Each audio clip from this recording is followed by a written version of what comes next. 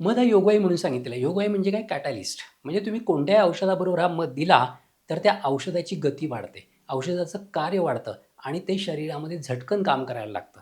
यासाठी मध तुम्ही ज्या औषधाबरोबर मिक्स कराल, त्याचा परिणाम चांगला व्हायला लागतो. आता पंचामृत घ्या. पंचामृतामध्ये 5 गोष्टी असतात. त्या 5 गोष्टींमध्ये मध सांगितलेलं आहे. त्यामुळे त्याची चव पण एक वेगळीच लागते आणि ते पंचामृत सुंदर लागायला लागतं. आता हे मध ज्या औषधाबरोबर वापरतो, म्हणजे आपल्याला कफाच्या व्याधींसाठी आपल्याला वापरायचं आहे समजा मध, तर त्याच्यामध्ये आपण मध वापरलं तर कफाच्या व्याधींवर चांगलं काम होणार आहे. पित्ताच्या व्याधींवर जर आपल्याला वापरायचं असेल, तर पित्ताच्या व्याधींवर चांगलं होणार आहे. वाताच्या असेल तर वाताच्या होणार आहे. परंतु हे अनुपान म्हणून वापरतात. म्हणजे मध अनुपान म्हणून वापरताना जर आपण कफावर वापरणार असू, तर केवळ मध वापरावं.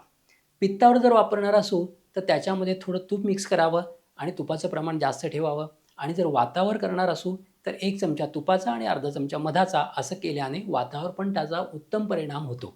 असं हे मध तीनही दोषांवर चालणारं, त्यातल्या त्यात कफावर जास्त चालणारं असं हे बहुगुणी औषध आहे.